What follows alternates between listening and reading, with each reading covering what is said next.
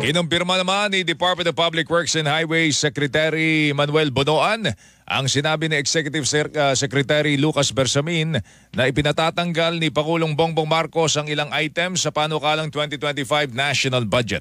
Kabilang dito ang ilang mga isiningit na proyektong pang-infrastruktura sa ilalim po ng pondo ng DPWH. Mga projects that hindi identify na mabuti kasi it may be difficult to implement anyway. Wala yung locational indication. May mga ganun mga projects kasi. Tinig po ni DPWH Secretary Manuel Bonoan, dagdag pa ng isang source ng GMA Integrated News. Kasama po dyan yung mga basketball, pati mga tennis court na may mukha po ng mga congressman. Ilang bypass road at water management project.